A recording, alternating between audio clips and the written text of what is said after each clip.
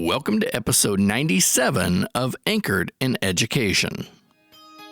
I'm E. Scott England, and Anchored in Education is the podcast dedicated to all things education. Educators across the world routinely engage in conversations surrounding fundamentals, concepts, and new ideas that improve this great profession. Sometimes we agree, other times we disagree.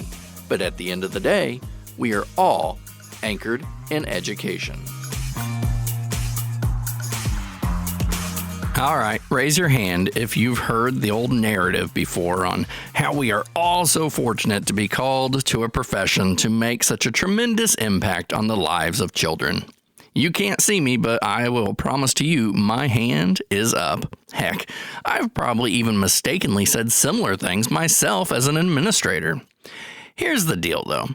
Teaching is a profession. Can we be called to it? Yes. But do we have to be? Absolutely not.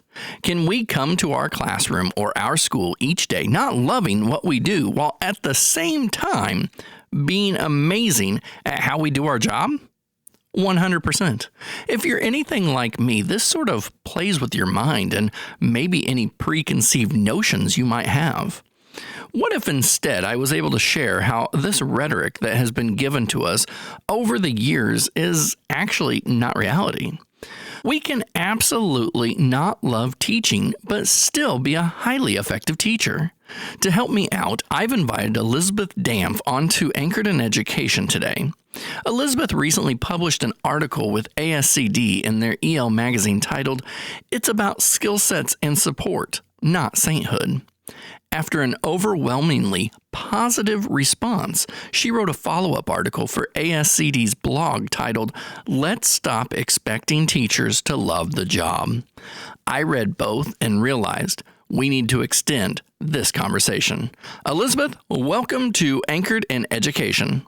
Thanks so much for having me, Scott. I'm really excited to have this conversation, and I think it's relevant, one maybe that we haven't talked about a lot, we haven't even heard about a lot, and to me it's going to be exciting. I've looked forward to this, but before we get started today, we'd like to find out a little bit more about you and how you became anchored in education. Sure. Well, I'll start with how I got into education. I am that lucky thing, a millennial who graduated right during the Great Recession. Okay. And in 2009, I left grad school with my master's and bachelor's in English literature, and there wasn't a huge job market at that time. So resultingly, I moved back into my parents with all of my friends, and I got a expedited teaching license. Okay. So that was what I did, and then I started teaching in 2011, just as the education industry was slowly recovering from the losses during the recession. Sure. And at a nudge from one of my first assistant principals, I ended up getting my education or my administration license after that. So I've been an administrator for 9 years up here in Round Lake, which is a suburb of Chicago, okay. And I am the director of professional learning for the district. Very good. Now, yeah, I'm interested in knowing, like, okay, you said you journeyed off into your higher education, and teaching was not in the forefront of your mind. And so you ended up in the profession. So what was the thought process then going back for your administrative degree? Because to me, it would be like, well, I wasn't even going to do this to start, and now I'm doing, the administrative degree. So, where was the connection in that? I'm just curious. No, that's a great question, because I truly did not care for teaching. My first year teaching was just horrible. Sure. And I don't think that I'm unique in feeling like the first year teaching was one of the hardest of my life. Not at all. And it was sort of made worse. Well, maybe it was made better. I don't know, but made worse potentially by the fact that teaching hadn't really been in the cards. And I sort of did it because I'm thinking, well, I need a practical job and I already have the background in English. So this is a natural next step. And feeling so powerless when I was a teacher, feeling like the weight of the world was just heaped on my shoulders. You have kids coming in who, through no fault of their own, are suffering all kinds of social ills, right? Racked by poverty, violence, family dramas, yes. Just all of this weight on these kids, and then that weight is transferred to you, the teacher. And then just the way that our system is set up, teachers don't actually have a ton of power to really do much, but the expectation is still there. So teachers are expected to deal with all of these issues, but you don't have the resources, and you don't have the time, and you don't have the positional authority to make a difference. Yeah. And then on top of that, my first teaching job, I actually had to work a second job after school just to be able to keep food on the table. Not an exaggeration. And so just given that was the whole situation, I was so miserable. And I thought to myself, what would make me less miserable right now, or to feel like I could make any type of impact on my society? And I thought, well, at least if I'm an administrator and I'm in a position of leadership, I will have some power to make a difference, and I will have some sense of agency. I just felt like I was dragged along as a teacher, but at least as an admin, yes, it comes with so much more drama in some ways, but I do see at least a potential to make a difference for other people. So that's the candid truth. Oh, yeah. Well, and I love that. And candid truth is going to be sort of the underlying theme of today's conversation. And so, it's a different topic than other episodes. And yet I believe as we go on through this conversation that we should probably be maybe talking about this more. And I'm talking about not expecting teachers to love their job. So this is a profession in which it is about skills and abilities to be an effective teacher. You've said this is how you have felt throughout your whole career, but you've waited now to voice it. So can you share with listeners what led you to share this now? Sure. On the surface, it's that I saw that Educational Leadership, the ASCD publication, was putting out a themed issue on the topic of reframing the narrative. And for, about just 10 years, I had been thinking to myself, gosh, it's really terrible that we put all this pressure on teachers and then accept them to say, thank you so much. I'm so glad that you are burdening me with all of these things and disempowering me. But we really love to worship the selfless teacher and the teacher who just goes so above and beyond on the assumption that he or she just loves the job so much to the point of self-sacrifice. And I kept thinking that's just wrong. That's not really about. People can love the job but not be good at it. People can be good at teaching but not love the job. So we're talking about the wrong things, And so, yes, I wrote that article for Educational Leadership, and I got a huge response, which tells me that maybe I had said the thing that everyone was thinking but was afraid to say, because it goes against the common narrative, right? It goes against what we like to believe about teachers. And I think what emboldened me was that the pandemic has just pushed so many educators over the cliff of sanity. And it's been a lot more public because most of us have spent the last 3 years on social media, on the internet, more than we maybe would have, just by the nature of COVID, right? Sure. We spent so much more time online, and it was how we communicated and how we found out what was going on in the world, And so when you then see on social media or on the news, the things that teachers are dealing with, everything from e-learning to the political quagmire that COVID revealed in our country. Yeah. And teachers are right in the center of that, right? I think it has made teachers feel more emboldened to express what's really going on in their classrooms, and to feel like, well, I can say I'm dealing with this behavior or this situation with parents, or I'm dealing with this situation where I don't have a say in my job.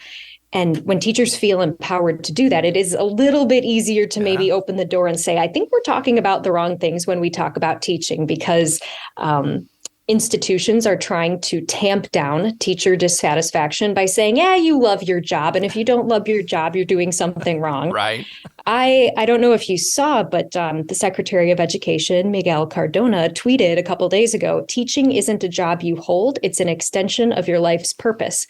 And that's the attitude. Yeah, that's the attitude that teachers are dealing with. If you don't love teaching, it's because you're somehow failing at your life's purpose. And what a terrible message to send when really the end goal of education is student learning, regardless of whether or not it is your life's purpose. Do you know what I'm saying? Like Oh, it's I absolutely do, because when we hear things coming from higher up, and of course when we talk about Secretary Cardona, I mean we're talking way high up. But even within our own ranks, when we hear people say that, I mean, our human nature is to be like, oh, well, that's what our leader's saying. That's what I should be feeling, and then we ultimately we feel like a failure. We feel like a failure because we're not matching what others are making a narrative. And I think my respect goes to me. Your writing, it wasn't edgy, it was truthful. And I think that is what we need to see is the truth, and people not being afraid to speak the truth. And I mean, you're going to get a guy here that, loves to put out, maybe it's the unpopular opinion, we can call it that, but it's where the conversation needs to go. And the only way you're going to open that up is by taking that first step. Now, I have to ask though, when you first wrote this, you were very apprehensive. Like, if I understand right, you weren't even expecting really to get it published. No, I for sure thought it wouldn't be published. I I sort of wrote it because when I saw that call for submissions, I thought I Yeah, have to sure. do this. This is something I've been incubating for a decade in my head. I have to get this out there, even though they're definitely going to reject it. No one wants to think that their child's teacher doesn't passionately love every aspect of the Right, yeah. job. And it's sort of taboo to say that maybe teaching is more a skill than a calling. No one is going to do this. And then I have to tell you, I was just terrified when it got accepted because I thought, I still have to hold down this job Yeah. that I currently am in.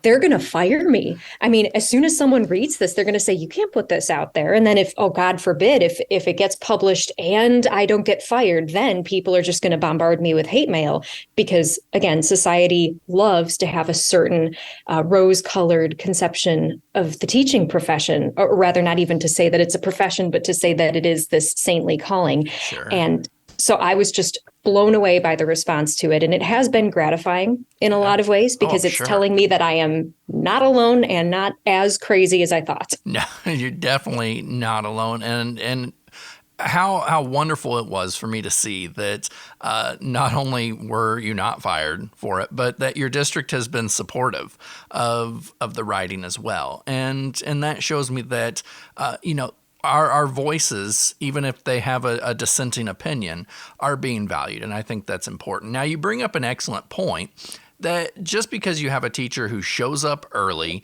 stays the latest out of everyone, and goes out of their way providing for their students, doesn't necessarily equate to a teacher who is effective in the area of instruction. And this resonated with me because I have to tell you, when I first was that impressionable teacher, I looked at the teacher that, like, on Friday nights and Saturdays, like the car was in the parking lot, like, whoa, I need to do that because they're such a great teacher. But I would like to spend a few minutes discussing how confusing passionate teaching for effective teaching can actually be harmful to students. Well, it's definitely harmful because I will tell you from an administrative lens, when you see a teacher who really is trying and maybe who is adding that extra time or that extra passion to the job, it can be really hard to push them to get their skills where they need to be because you're a human and they're a human and you're thinking, oh, but like they're trying so hard. But sometimes I saw this as a teacher too. One of my best friends was that teacher who was there on Friday night. And would spend all weekend preparing for lessons and spent so much of her own money on her classroom and all of these things. But it sort of frayed her at the edges. She almost was too passionate to where she wasn't able to step back a second and say, okay, but what should I do for the kids who aren't learning? Okay, but how can I have a better discipline structure in my classroom? Okay, but how can I make this lesson more purposeful? It was so much about that emotional piece that I think that she didn't have the distance that she really needed. And then on top of that, she didn't have the balance that she needed in her own life because she was giving so much to the job that she was never able to step back and practice any modicum of self-care. Yeah. And it reflected when you started to see that the tension and the stress just come out in her attitude when she was on stage teaching. And so I noticed that. And then I also do notice too that teachers who maybe themselves subscribe to the I love being a teacher, therefore I am a good teacher thing. Sometimes they don't have the level of reflection that you would want either. Yeah. And I'm not saying that you can't be a passionate and an effective teacher, Not of at all. course. And in fact, it certainly is helpful potentially if you do love teaching to then think, okay, I love teaching and I want to be the best teacher possible. Great. We've got something. We can move forward. Yeah. But the two things aren't synonymous. And I just think that in a time when teaching is really hard, you shouldn't make any assumptions about a relationship between loving the job and being good at the job. Yes, absolutely. And the other thing that, kind of comes to mind too is that a lot of times we have some that they invest so much time in having that, say, like picture perfect classroom and, the picture perfect just vision of what a teacher looks like, all the shirts and the coffee cups. All of it looks good. But if we can't then take that into effective teaching, then we really we don't have anything but a good looking classroom. And I know. And I think that's what a lot of what you're getting at too. Like, you don't have to, if you want a beautiful classroom that's picture perfect, have it. If you don't, have that setup of a picture perfect classroom, that's fine. That can be you too. The key to education is effective teaching. It's true. And, you mentioned picture perfect classrooms. Pinterest is a blessing and a curse, right? Yeah. Because you go, it's like with social media too. You go there for certain ideas and inspiration and to try and learn from other educators. But every now and then it pushes your focus into the wrong things. And I would also say there is a certain, when people talk about how change in education is so slow to come, it's because we all learn to teach really from our teachers. I don't think most teachers here would say, oh, my education program at the University of such and such was the best instruction on how to be a good teacher. I really think that most of us remember our favorite teachers from when we were kids. And this is why the change is slow, right? Because I was a kid in the 90s. And so when I was in fifth grade, we were doing hand turkeys for Thanksgiving and we had the, day-long Halloween party. And just, I remember watching movies. And of course, those are precious memories. And I loved my teacher and I had a great time. But that was also a system in which the focus of teaching was very much on teach the smart kids who are going to be fine. Some kids aren't going to make it. That's just the way life is. So smart kids go one way, other kids go in a different direction. Try not to misbehave too much. They're all alive in June. Like that, I do feel like that's realistically the milieu that I grew up in. Yeah. And I'm only, I was a kid in the 90s, which wasn't that long ago. Right. Yeah. And I'm right there with you. And I only have to laugh as you talk about that because that was me going through school as well. And unfortunately, I wasn't one of the smart kids. And that's a whole nother conversation of then what I had to, deal with as a student. And as we talk about this with teaching, but I'm not going to get into that. So let's go back. So in one of the articles I read, you have mentioned that your husband is a nurse. And so in much the same way, people approach, appreciation of nursing with colorful banners, giveaways, and other signs of accolades. And so like teaching, though, we prefer to be appreciated through proper working conditions, compensation, and understanding that we're professionals of our field. Do you believe that the focus on altruism of teachers is a way to avoid properly acknowledging us as experts on education? I do. And I would say more specifically, I think it's a way to avoid compensating teachers appropriately. So if acknowledging their means things like monetary compensation and making sure that, as you say, we have proper working conditions and respect as professionals, yes, I absolutely think that focus on altruism plays a role because there's a certain, if you love a job, then you will accept a lower standard of treatment or a lower salary. And culture assumes that the jobs that people love should naturally be rewarded less. As a former theater kid, for example, I can tell you that not a single person I knew who ever went into acting or theater expected a high salary because there was so much supply. And so if you get paid at all as an actor, you're lucky. And I think that we might have that assumption with teaching too, is that because it has been such an emotionally charged job and one that people come to or have come to historically, for love. There is absolutely no need to treat it as a profession, let alone to treat it as a profession worthy of proper compensation. And then, as I say too, there for sure, I just want to say this again, there for sure is a sexist component to it. Teachers have historically been women, and unpaid labor of women basically made America in the 20th century. Yeah. So comparing nursing and teaching is very apt when you consider how these caregiving or historically seen as caregiving professions have been undercompensated. Oh, yeah. I cannot disagree with you there. I mean, you're absolutely right. Now, I'm interested, and this kind of goes beyond the scope of what we're talking about today, but you mentioned proper compensation, and there was a recent article about how U.S. Congress is looking at making a national teacher minimum, which would be $60,000. And so as we read this, I mean, it's definitely taking steps in the right direction. But I mean, is this something that do you see like it actually happening? Are we actually becoming respected? I mean, where do you think that drive is coming from? I think that probably is coming from two things. So firstly, looking at what other first world countries do and how they get good teachers and good results in their schools. American teachers comparatively do make a lot less than teachers in other countries. And that comes with sort of a social scorn in some regards. Like, why would you become a teacher? Because you're not going to make more than $40,000 a year, if you're lucky by the time you're in your 20th year of education, right? So Right. I think part of the drive, to answer your question, is looking at what other countries do and how they both in terms of pay and also in terms of, I guess, the social respect that is given to the profession. They uphold teaching as something that only smart people do. The other thing that I have noticed, and I have a little bit of firsthand experience with this, Sure. over the last 10 years, there's been so much national scrutiny on teacher preparation programs. And the initial instinct, it seemed, was to make it much harder to become a teacher and much harder to become an administrator. So my personal experience here is that in my state, Illinois, I was in what they called the sunset cohort for administrators. I had the last requirements before it changed in 2014. Yeah. And then they made it so hard to become an administrator. You had to take a full year off, unpaid internship, because they thought, well, we don't have high quality enough administrators. Let's make it harder to be one.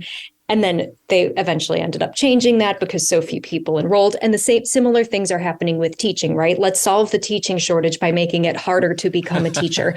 Let's solve the lack of cultural respect for teaching by making sure no one can enter the profession easily. And so I think when you look at that compensation, it's what they maybe should have done first. Right. Right. If there is that $60,000 minimum, they should have done that first and then made it harder or made standards a little bit higher rather than saying, yes, you should go through all these hoops just to make barely minimum wage in your first year of teaching. Yeah, definitely. I think that you're absolutely right. They've got it backwards. And even, I know Illinois we're now fully under the $40,000 minimum, but that can be inclusive of benefits, and so it can be a little misleading, and that you could still be making a base salary under $40,000. Now, Maryland is a state that by 2026, all teachers must be at a minimum $60,000, and that is base salary. So we're starting to see these changes, but it's interesting because what I'm also watching with Maryland is exactly what you're saying. So they added the compensation piece first, and now they're starting to make the qualifications to become a teacher even more difficult. So I'm going to be a little interested to watch where that goes. But like I said, outside the scope of today, and so I want to get back. Now, I want to remind everybody that you're not saying we still can't feel called to be a teacher. Not at all. Maybe you weren't felt called, maybe I was, and it doesn't matter. What you're saying is that can't be where it stops. And so the teaching profession has made great strides in defining what effective teaching looks like, yet this is sometimes villainized as a threat to teacher autonomy. So what shifts can we make in understanding that implementations of things such as like the Danielson framework for teaching is a tool to make us better? Sure. Well, I would say the first thing is, regardless of whether or not you feel called to be a teacher or whether you're doing it because you need a profession, and this is a very viable profession, right? Sure. Either way, teaching is a skill that can be learned. And that is great news for everyone. Everyone. Mm-hmm. Everyone, if you're passionate and want to get better, that's awesome. If it's a job and you want to get better, that's awesome. It is a skill. Just like playing an instrument or driving, you can learn this skill. And it's true that I think some people maybe have a greater natural penchant for teaching as they do for playing an instrument or driving. But everyone has the ability to learn this particular skill. And then I would also say that we're at a point in the industry where American education has been around for well over 100 years, and we know what instructional strategies work and which ones don't. And there's so much research in the industry that we're always getting better and better and learning more and more about how to work with different groups of kids and how to teach this grade or that subject area better. And so when we see things like the Danielson framework for teaching and so many other tools to help us get better, we know that we can trust them, right? Because they are research-based products. And so they're things that we don't have to take someone's subjective advice. We can look at this nationally recognized tool, like Danielson, for instance, and say, this is a clear definition. It's research-based. It's been around. It's been tried and tested. So these are the things that I'm going to do, because at the end of the day, whether you're called or whether you're doing this because it's a job, you need to help kids learn. That's literally what a teacher does. Effective teaching, it doesn't change by if you're passionate, called, or you're just here for a job. Effective teaching is effective teaching. Yeah, precisely. And I mean, really, the proof is in whether your students are learning. So, and I know it's a whole rabbit hole about measuring student learning, but at the end of the day, you're in the classroom with them, and your administrator is running the building where they're meant to be learning. So together, you're figuring out, how can I get these kids to learn? Yeah. And I'll just, full disclosure on my own self-beliefs as I was reading your articles, in preparation of our conversation today, that I've worked in, multiple factories before I got into education. I worked at multiple TV stations, and every time I went into a new position, like, I didn't know how to do that job. But I had tools, I had mentors, I had, whatever it may be. And then I learned and I became effective. And so I had never thought, oh, you know what, you could do the same with teaching. You can come in, and if you're committed to doing a good job, not committed to loving what you're doing, but if you're committed to doing a good job, like if you're going to come in and say, hey, I'm going to be the best teacher that I could be, and to do so, I'm going to look at this framework that's been established through research, and I'm going to just go right down through the different components of the 4 domains. Like, you can learn, and I've seen it. And I'm sure in your 9 years of administration, you've seen the same thing of teachers that kind of apply themselves to the Danielson framework, right? I would agree, and I think that when the teacher is truly committed to improving, good reflection is the main generator. So stepping back and saying, well, why is it that I want to get better in this particular area?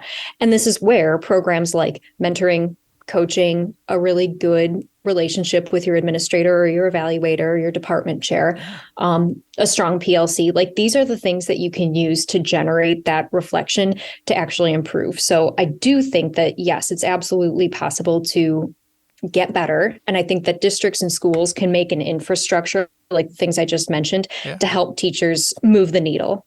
Yeah. Oh, what a great segue before we go here, Elizabeth, because if we're going to see a shift, this is a much needed understanding that we don't have to love our job. We're going to have to start changing the narrative. And like you're just saying, but what this includes administrators focusing solely on love when describing what we do. And we need to quit saying, if we're ones out there saying it, if you don't love it, leave it, because that's the wrong message. And so what suggestions do you have to listeners who, upon hearing this, are ready to help continue the conversation within their communities? Well, I think I would divide my advice between school leaders who are listening to this and then anyone else who is listening along. So whatever role they play or don't play in education. So I think for school leaders, I understand the temptation to want to be maybe like a movies style motivational speaker to your staff, because it's hard when you have 30, 60, 100 teachers looking at you, and you're trying to galvanize them, and you're trying to build a sense of team spirit. I mean, in that instant, of course, you're globbing onto terms like, yes, like do it for the kids, love it, like be passionate about your job, because those are the catchphrases that are the easiest and that come to you the quickest in the heat of the moment. But I think that if you can focus instead of love and passion and do it for the kids style things, and instead maybe step back and look at actual student learning and things that we know are effective or aren't effective. And also to talk about teaching as a profession with the professionals in your building. So ways that you can find to give teachers professional choice and to generate that reflection that I had talked about, and to really think through what is it that I will do, not to set up a system of punishments and rewards that treat teachers like children, but rather to set up a professional ecosystem in which teachers can share ideas with each other, in which together we discuss as intellectuals how best to improve student achievement. If teachers are operating in that arena instead of in one that, says pizza and t-shirts and, flashy, glittery, sort of superficial. So I think treating teachers like professionals in the language and in the systems that you set up. And then to people who are not school leaders, I would say talking about how you have to be very, very smart to be a good teacher. Because you do. I mean, I think sometimes on the outside, people think that teachers are just nice ladies in sweaters who have kids cut and glue. And like, that's sort of, like you're just a little teacher. That's fine. But I think that if we talk about the unbelievable amount of rigor that goes into planning a good lesson and the emotional intelligence that you have to have when you're working with kids who have all kinds of baggage. And when you it's just so funny, because think about you could find on the street right now someone who, if faced with a room of 35-year-olds or 30 teenagers, would be so terrified. And yet they talk about teaching as though it's a fun hobby. So I think if when you're talking this holiday season, when you're talking to your family around the table, talking about how smart you have to be a teacher of any age. I love that. What a great way to sort of reframe it, because you're absolutely right. The work we do it's not always easy, especially to do it right. It takes time, it takes energy, and notice that we're not saying it takes love, because that can be an element, but that's not the focus. The focus is that we become a more effective teacher, and that, hey, if we're a little burned out and we need to leave right when school is over, we shouldn't be punished for it. That's part of that balance you were talking about. And so, Elizabeth, I just thank you for joining us on Anchored in Education to extend this conversation. We're going to put the links to some great articles you've written on today's episode page, and so listeners can go over there. And thank you for joining us and being a guest. Absolutely. Thank you for having me. Now, you can find Elizabeth on social media. If you want to just head to my website, escottengland.com, click on the podcast tab at the top to find today's episode. You can read more about Elizabeth as well as find those social media links. And I bet you know what I'm going to say next. Don't forget to subscribe to Anchored in Education on whatever platform you get your podcasts. Now, the conversation Elizabeth and I had today is an important one. Doing so, I believe, can help open up a conversation lane that needs to be talked about. Like Elizabeth said, we have for too long let people convince us that we are fulfilling a personal calling, and we should be thankful for the opportunity to do this work. All the while, educators are being repressed when it comes to working conditions, adequate compensation, and proper recognition. I do believe a second reason we need to listen to Elizabeth is because quite possibly we could reduce the number of teachers who are leaving the profession. How many have left because they realize they don't love all aspects of teaching? Society would have us believe we are a failure if we feel that way. Rather than feeling like that, we make the decision to leave. Normalizing teaching as a job may take the pressure off many who believe that they have to be a fairy tale image of what a teacher should be. That's not right. Over the years, I have become a better teacher, not because I love the profession more, but because I have had the opportunities to learn and practice what I do. Like I said in the beginning, I'm sure I've been that educator who has professed a great love for the profession. I am going to work hard to make sure I don't project this thought onto others and make them have to feel the same way. Allowing everyone the opportunity to identify their place within the profession is what helps keep us anchored in education.